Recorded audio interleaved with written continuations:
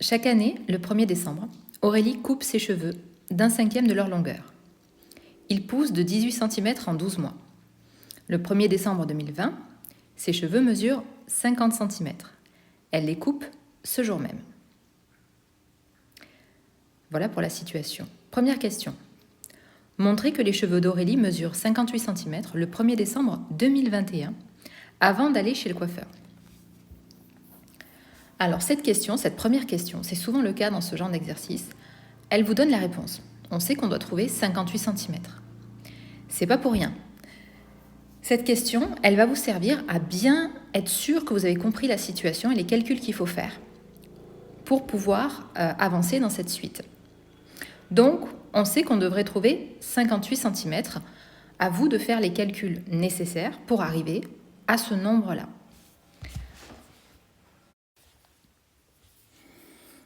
Première question.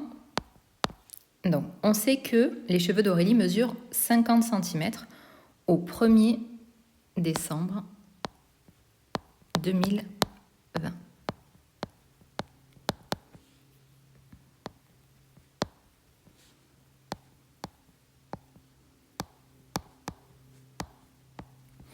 Ensuite, qu'est-ce qui se passe? Donc là, on revient sur la consigne, sur l'énoncé. Chaque année, le 1er décembre, Aurélie coupe ses cheveux d'1/5 de leur longueur. Ça veut dire qu'on va couper 1/5 de 50 cm. Donc, on peut éventuellement calculer la longueur qu'on coupe. Donc, dans ce cas-là, ça donnerait 1/5 de 50, 10. Et ensuite, je soustrais 10 à 50. Et on a la longueur des cheveux d'Aurélie après la coupe, le 1er décembre 2020.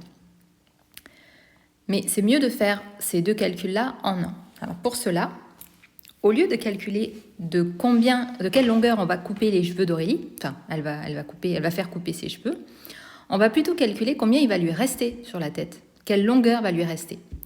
Eh bien, si on coupe 1/5, si elle se sépare d'1/5 de sa longueur, ça veut dire qu'elle va en garder les 4/5. Pourquoi? Parce que 1 moins 1/5, ça fait 4/5. 1, ça devient 5/5, moins 1/5, 4/5. Ok? Vous pouvez voir aussi ça avec, par exemple, on a une bande comme ça, 1, 2, 3, 4, 5. Soit je calcule 1/5, soit je calcule les 4/5 restants. D'accord? On va enlever ça. C'était des petites explications pour vous amener au calcul qu'on attend, véritablement. C'est 4/5 de... Vous avez vu 2, c'est fois en mathématiques. 4/5 de 50. Or, 4/5, c'est quoi? C'est 4 fois 1/5. 4 fois 1/5 de 50, toujours. Or, 1/5 de 50, on a dit que ça faisait 10 cm. C'est 50 divisé par 5. 5 fois quoi égale 50? 5 fois 10. Donc 4 fois 10, 40. 40 cm. C'est la longueur des cheveux d'Aurélie le 1er décembre 2020, après la coupe. D'accord? Donc on a fait ça. Alors, je ne voulais pas le faire avec le stylo, mais avec le surligneur. Voilà. On a fait ça. Chaque année, le 1er décembre, Aurélie coupe ses cheveux d'1/5 de leur longueur. Très bien. Maintenant, il faut qu'on s'occupe de la deuxième partie. C'est-à-dire, ensuite, il pousse de 18 cm en 12 mois. Donc nous, la question, elle porte sur le 1er décembre 2021, avant d'aller chez le coiffeur, avant la coupe. Donc, qu'est-ce qui se passe entre le 1er décembre 2020 et le 1er décembre 2021?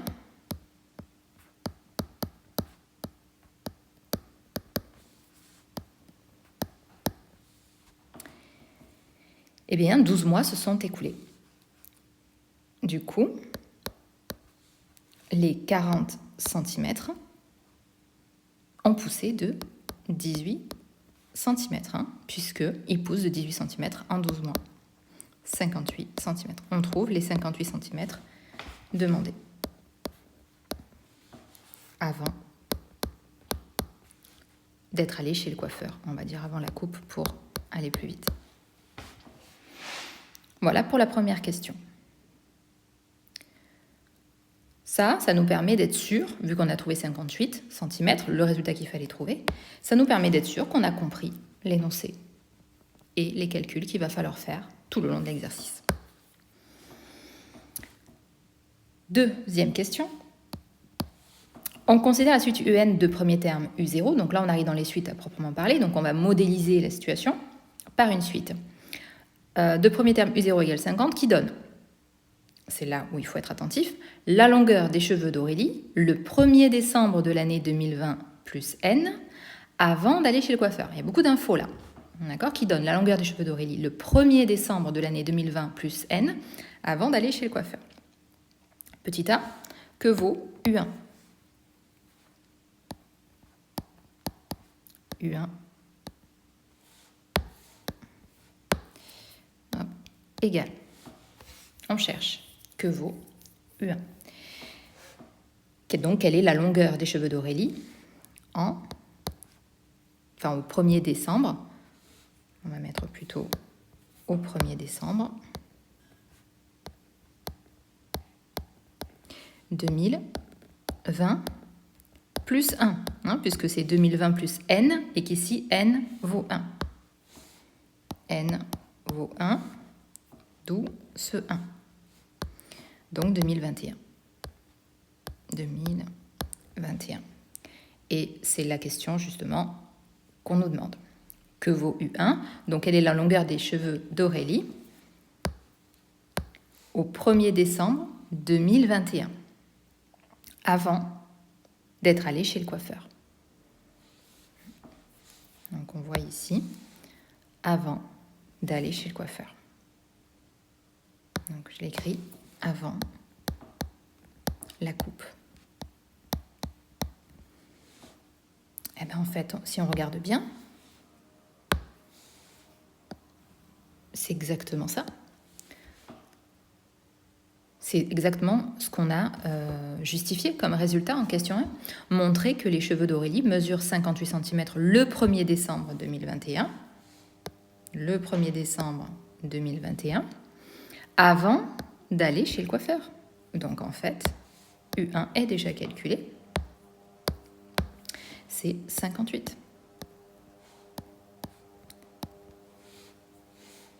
Petit b, calculer U2. Vous avez remarqué la différence de formulation de la question. Petit a, que vaut U1 ? Donc ça sous-entend qu'on n'aura peut-être pas besoin de calculer U1, effectivement, parce qu'il a déjà été calculé en question 1. Tandis que petit b, c'est calculer U2. Donc là, pour le coup, U2, il n'est ni dans l'énoncé, ni il a été calculé dans une question précédente. Il faut le calculer maintenant. Que vaut U2 ? Alors U2, c'est la longueur des cheveux d'Aurélie au 1er décembre 2020 plus 2. Ce 2, c'est ce 2. Donc 2022. Au 1er décembre, comme c'est toujours au 1er décembre, je ne vais pas le répéter à chaque fois. Au 1er décembre 2022, avant la coupe.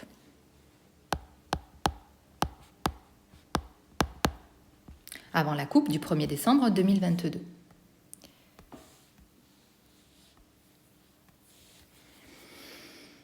Eh bien, je prends la longueur précédente, 58. Ses cheveux mesuraient 58 cm au 1er décembre 2021. Qu'est-ce qui s'est passé ensuite ? On les a coupés, elle est allée chez le coiffeur et elle les a fait couper de 1/5 de leur longueur, donc elle en a gardé les 4/5.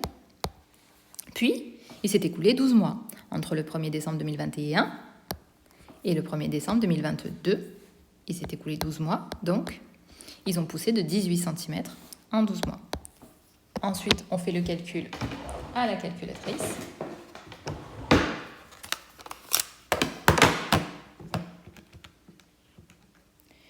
« 58 fois 4/5 plus 18. »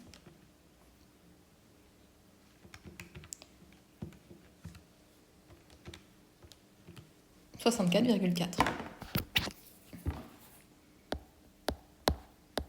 Voilà ce que vaut U2.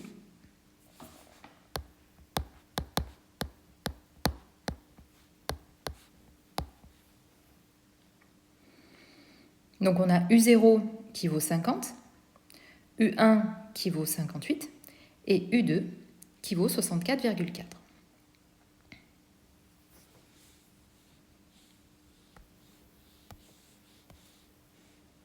On va récapituler tout ça, mais d'abord je vais faire un peu de place. Je vais effacer tout ça et je vais garder que les résultats.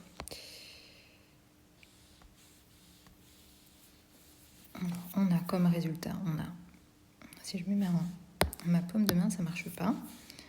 Alors, U0, le problème c'est que sans ma paume, j'écris mal. U0 égale, on a dit 50, U1 58, U2 64,4. Voilà. Donc, ce qu'on a calculé jusqu'à la question 2B. 2C. Donnez la relation de récurrence relative à la suite UN. Alors là, vous vous débrouillez un petit peu. Vous devez savoir ce que c'est qu'une relation de récurrence, puisque on n'explicite pas davantage dans la question. Ça fait partie des compétences que vous devez avoir en terminale, c'est au programme de terminale.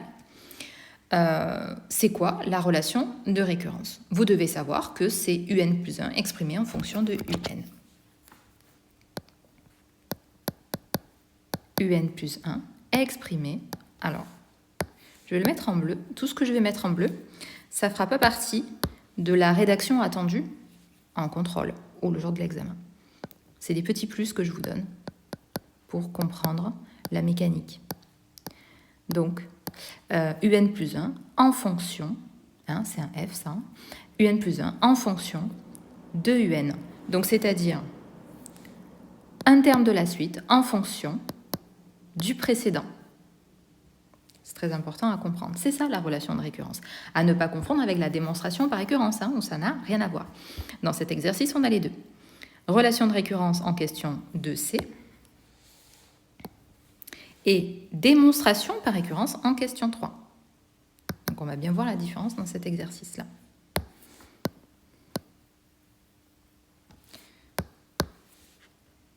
On va devoir donc trouver une égalité qui relie UN plus 1 et UN.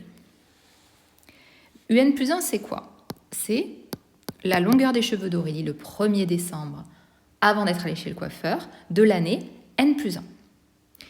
En fonction de UN, la longueur des cheveux d'Aurélie, avant d'être allée chez le coiffeur, le 1er décembre de l'année N, de l'année précédente en fait. Donc on prend la longueur des cheveux d'Aurélie l'année précédente à la même date, avant d'être allée chez le coiffeur. Ensuite, elle va chez le coiffeur. Donc elle a plus que 4/5 de sa longueur qu'elle avait avant. Et qu'est-ce qui s'est passé en année N plus 1 par rapport à l'année N? 12 mois. Donc, ses cheveux ont poussé de 18 cm. Plus 18. On va écrire ça plus joliment. UN plus 1 égale 4/5 de UN plus 18. Et ça, c'est la relation de récurrence. Alors, j'aime bien encadrer mes résultats. Et ça, c'est en bleu, ça veut dire que vous n'avez pas besoin de l'écrire le jour de l'évaluation, par exemple. C'est pour vous, c'est une information. Ça s'appelle la relation de récurrence de la suite UN. Les parenthèses autour de UN remplacent les mots de la suite. Voilà. Donc, relation de récurrence de UN, entre parenthèses, ça veut dire qu'on parle de la suite UN et non du terme UN. Si on parle du terme UN, pas de parenthèse. Voilà pour la 2C.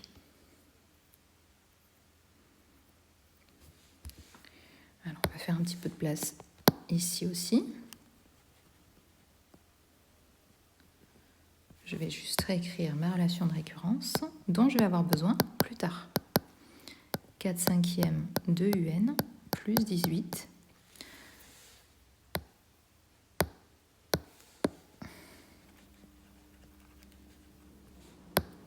Voilà. on arrive en question 3, la démonstration par récurrence. Montrer par récurrence que un plus 1 moins un est strictement positif.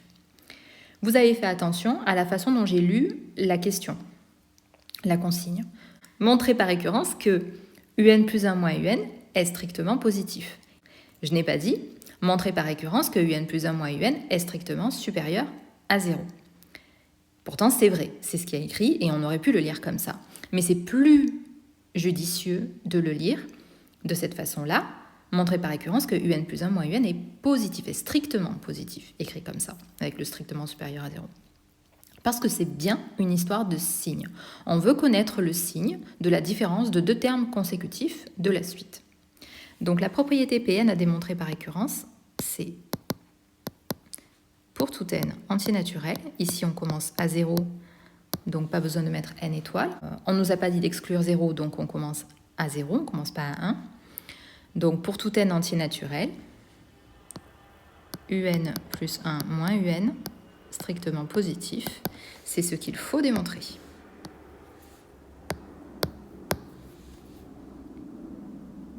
Et la première étape, c'est la phase d'initialisation.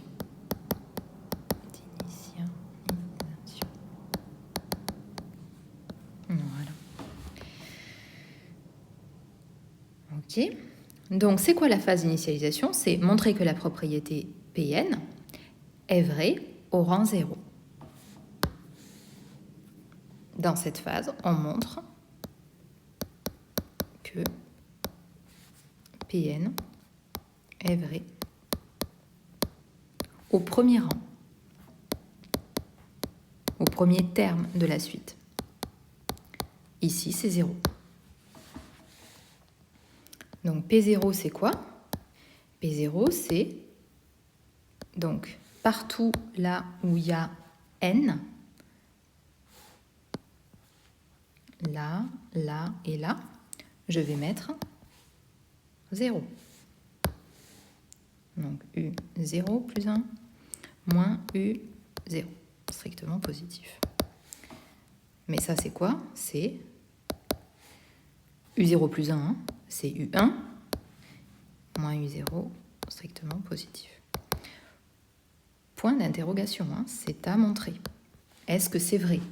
Est-ce qu'on a U0, U1 moins U0 strictement positif?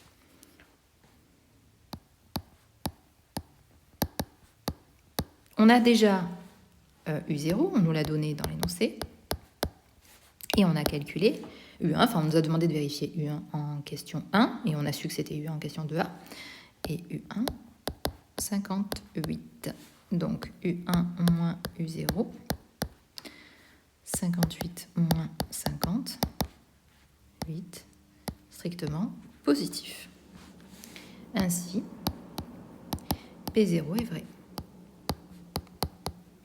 Tout ce que je mets en noir, c'est ce que vous pouvez mettre sur votre copie d'évaluation, hein, comme rédaction.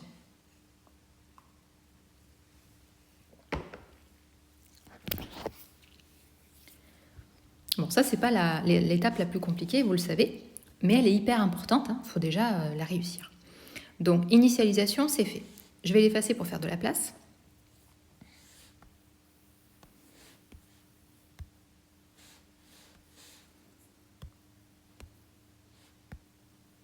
Il ne veut pas, c'est pas grave, on va faire avec la gomme.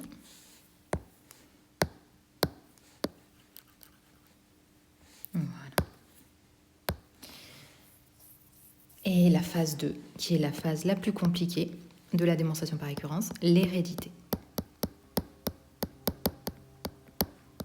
Qu'est-ce qu'on cherche à montrer dans l'hérédité? On cherche à montrer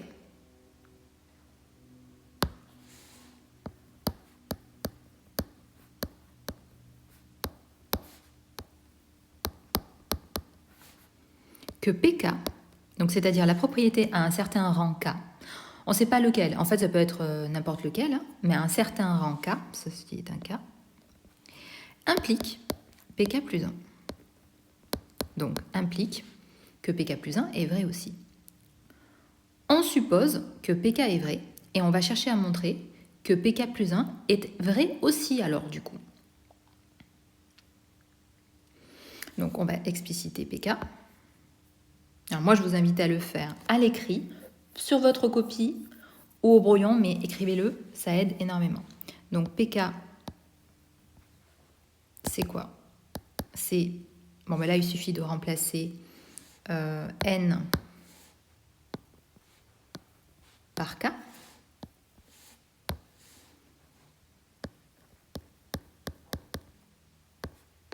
Donc on sait que à un certain rang K, UK plus 1 moins UK est strictement positif. Et c'est quoi PK plus 1?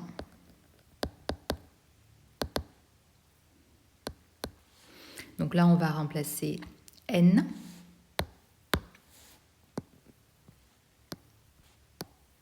par K plus 1.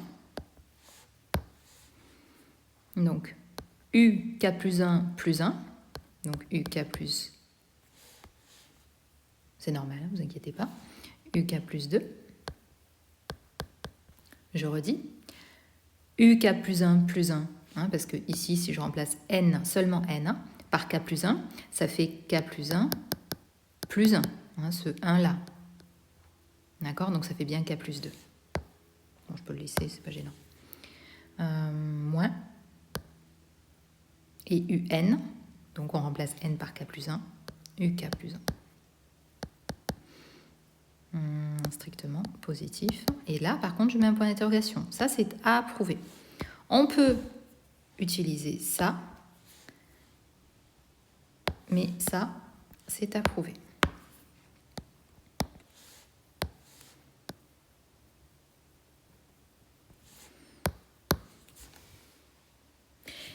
Ici, c'est ce qu'on appelle l'hypothèse de récurrence. On va pouvoir s'en servir. On suppose que PK est vrai. Hypothèse de récurrence.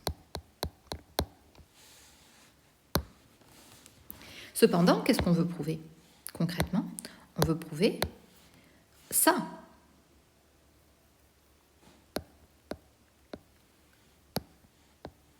C'est ça qui nous intéresse, c'est ça qu'on veut prouver. Certes, à l'aide de ça, mais ça n'empêche que c'est ça que je veux prouver. Donc, je vais partir de ça. En tout cas, plus précisément, du début de ça. Donc, mon point de départ, c'est UK plus 2 moins UK plus 1. Puis, qu'est-ce que je veux faire de ça? Je veux en déterminer. Je vais le mettre en bleu parce que ça, c'est pas quelque chose à écrire dans la rédaction. Le signe, je veux le signe de cette différence. Et donc, UK plus 2 et UK plus 1, je vais devoir les remplacer. Et là, je vais utiliser ma relation de récurrence qui est ici. Relation de récurrence. Attention, on ne va pas tout confondre. Relation de récurrence, démonstration par récurrence, hypothèse de récurrence. Tout ça, c'est différent. Je vais utiliser ma relation de récurrence, ce qui relie un terme au terme suivant, ou un terme au terme précédent, pareil. Donc, si UN plus 1 est égal à 4 cinquièmes de UN plus 18, alors UK plus 2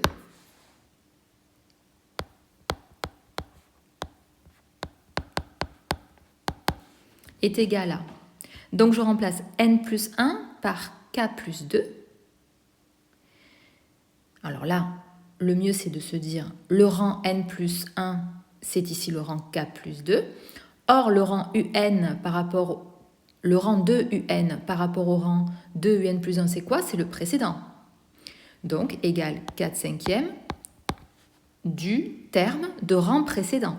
Or, c'est quoi le rang précédent de K plus 2, de UK plus 2? C'est UK plus 1. Je suis d'enlever 1. C'est le rang d'avant. Plus 18. Ici. Voilà. Bon, pour UK plus 1, c'est plus facile parce que ça ressemble comme 2 gouttes d'eau à notre relation de récurrence. Je la fais quand même un petit peu apparaître. Plus facile. Donc là, il suffit de remplacer N par K.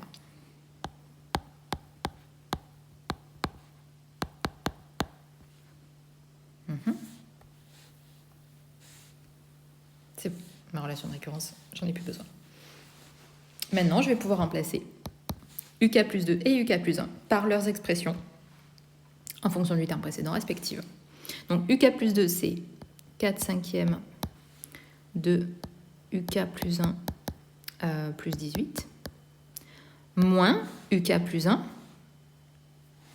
4 cinquièmes de UK plus 18. Mais c'est quoi qu'on enlève à UK plus 2? C'est UK plus 1, c'est pas uniquement 4 cinquièmes de UK. Donc je n'oublie pas, à cause de ce moins, les parenthèses.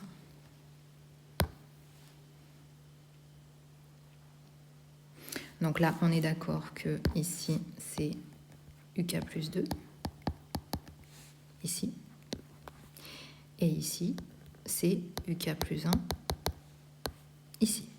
Voilà. Voilà. Maintenant, j'enlève les parenthèses en faisant attention au signe. Donc, 4 cinquièmes de UK plus 1 plus 18 moins, je distribue mon moins à l'intérieur de la parenthèse, 4 cinquièmes de UK moins 18. N'oublie pas que, hop, on distribue le moins à l'intérieur de la parenthèse. On remarque que moins 18 plus 18, ben ça fait 0. Il reste 4 cinquièmes de UK plus 1 moins 4 cinquièmes de UK. On factorise par 4 cinquièmes.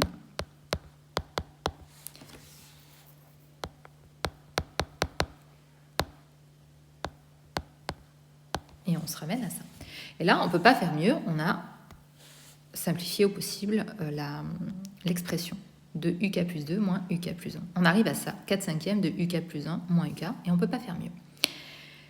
On se rappelle ce qu'on veut. On veut le signe de cette expression. On veut le signe. Or, que nous dit l'hypothèse de récurrence? L'hypothèse de récurrence nous dit que UK plus 1 moins UK est strictement positif. UK plus 1 moins UK est strictement positif. D'accord? Donc on a déjà le signe de ce qu'il y a dans la parenthèse.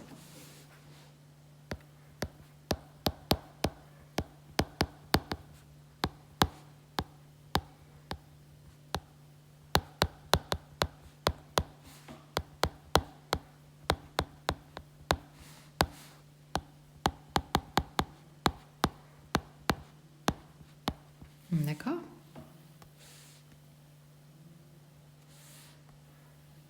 Donc vous voyez, on s'est servi là de l'hypothèse de récurrence.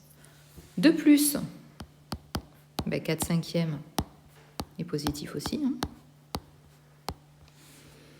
Donc, plus par plus, 4 cinquièmes de UK plus 1 moins UK est strictement positif. Mais c'était égal à quoi? 4 cinquièmes de UK plus 1 moins UK, c'était égal à UK plus 2 moins UK plus 1. Et ça veut dire quoi? Ça veut dire que PK plus 1 est vrai.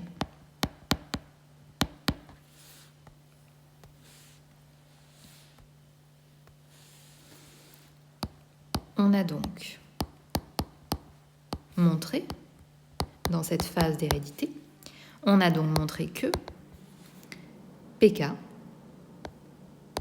vrai, impliqué, PK plus 1, vrai.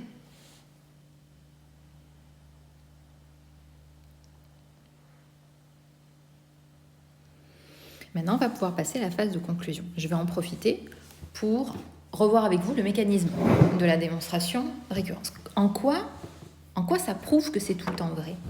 Hein, c'est quoi la puissance de ce raisonnement? Alors, je monte un petit peu pour faire de la place. Donc, on va écrire conclusion, la troisième étape. Troisième et dernière étape de la démonstration par récurrence.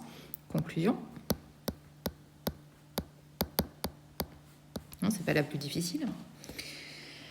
Mais je vais en profiter pour vous expliquer. Donc, on a prouvé en phase d'initialisation que la propriété était vraie au rang 0. On est d'accord? Donc ça, c'était dans la phase d'initialisation.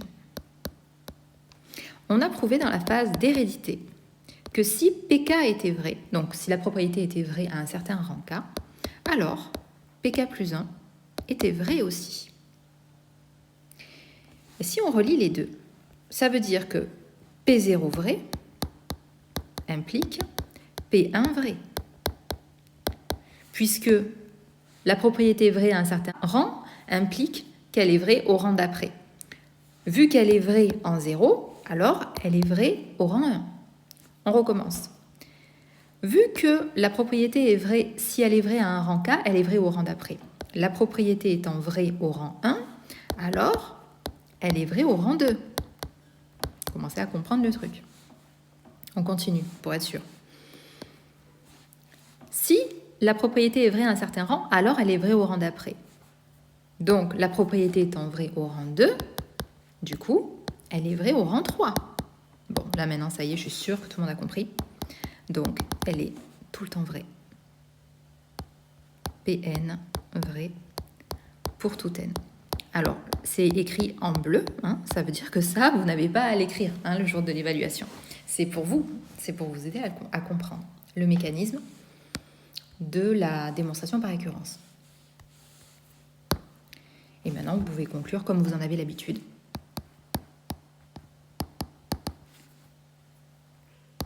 Il y a des rédactions plus ou moins élaborées. Vous faites la rédaction que vous avez vue avec votre prof de lycée, d'après le principe de récurrence. Pn est vrai pour tout n.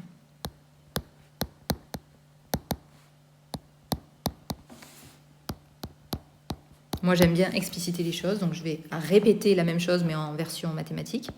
Pour tout n entier naturel, un plus 1 moins un est strictement positif. Et en plus, ça répond bien à la question. C'était ça qui était demandé, je vous le rappelle, en revenant sur la consigne ici. Montrer par récurrence que un plus 1 moins un est strictement positif. Et c'est bien ce qu'on a montré ici. D'après le principe de récurrence, Pn est vrai pour tout n. Donc, pour tout n entier naturel, la propriété Pn, c'était quoi? C'était ça. Un plus 1 moins un est strictement positif. Voilà, pour la démonstration par récurrence. Ensuite, il reste une petite question. Je vous la remontre. Que peut-on en déduire concernant le sens de variation de cette suite? Je vous laisse réfléchir une seconde. Que peut-on en déduire concernant le sens de variation de cette suite? C'est quoi le sens de variation? C'est dire si elle est croissante ou décroissante. Est-ce que cette suite est croissante? Est-ce qu'elle avance en augmentant? Ou est-ce qu'elle est décroissante? Est-ce qu'elle avance en diminuant? Ces termes sont-ils de plus en plus grands ou de plus en plus petits? On a un plus 1 moins un, donc la différence entre le terme d'après et le terme d'avant qui est positive. Donc forcément, un plus 1 est plus grand que un, pour tout n. Et ça signifie que on avance en augmentant. Les termes sont de plus en plus grands. Donc, ça, c'est équivalent à dire que la suite un est croissante. Là, on voulait juste tester dans cette question que vous sachiez bien faire le lien entre le signe de la différence entre deux termes consécutifs et l'interprétation en termes de variation de la suite. Voilà pour cet exercice.